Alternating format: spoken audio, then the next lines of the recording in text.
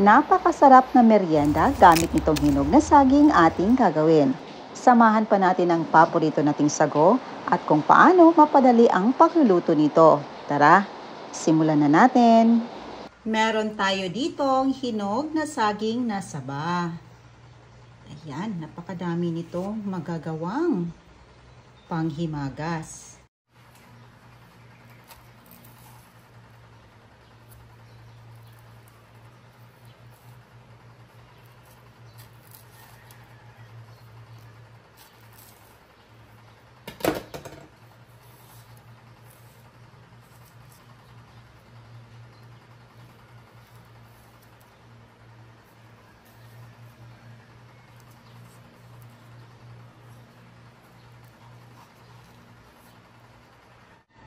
Ito na po ang ating nabalatan na saging.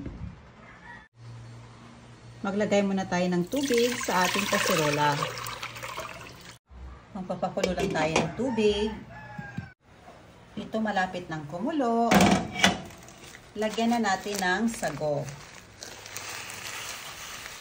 Mga 1/4 lang ang ilagay natin dito. Ayan. At papakuluan natin ng mga around 30 na minuto or 30 minutes. Ito na after 30 minutes. Ayan na. Luto ng ating sago. I-turn off muna natin ang ating stove.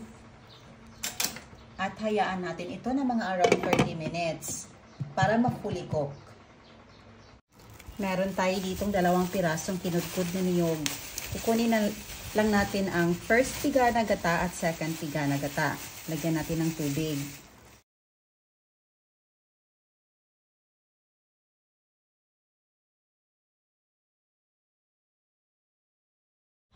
Ito na po ang ating first piga na gata at second piga na gata. Ito na ang ating saging na saba. Hihiwain na natin ito.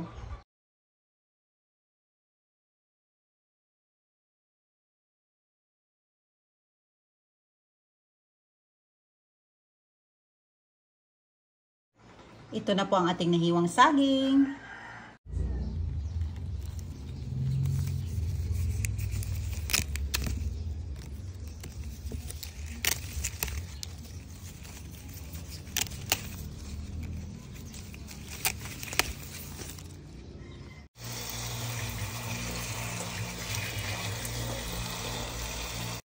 Sa ating non-stick pan, ilagay natin ang second piga na gata.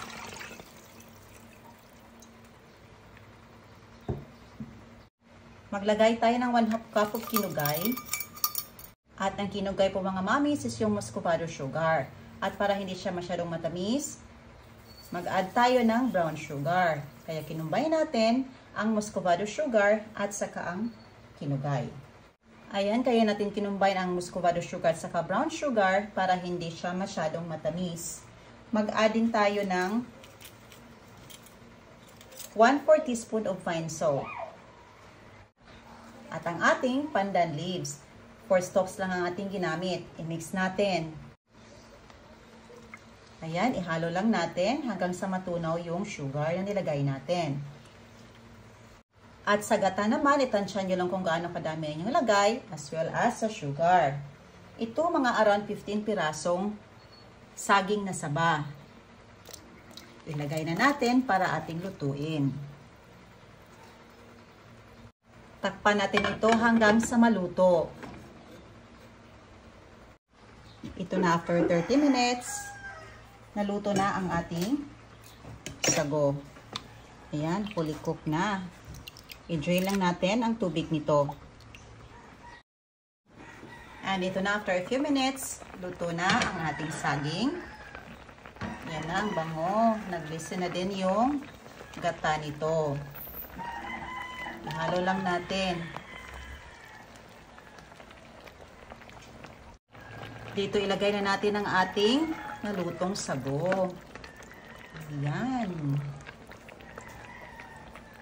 At syempre ang ating first piga na gata. Dito i-mix lang natin. Talaga namang ang sarap nito mga mamis. Papakuluan lang natin ito until na maluto yung ating gata. Ito na, after a few minutes, luto na ang ating napakasarap na minatamis na saging with sago. Tikman na natin. Ayan na, napakasarap. Ilagay natin dito.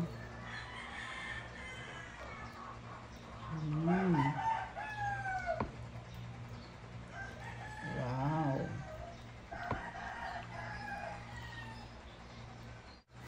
Ito na, tikman na natin. Ayan. Napaka-creamy. Abe. Perfect. Sarap. Ayan, kain na tayo. Thank you so much, Lord, for these blessings that we are about to receive from the for Christ our Lord. Tikman na. Ayan. Sarap.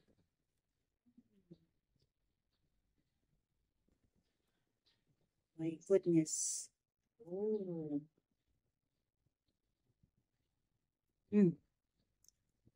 Okay. Lami. Sarap.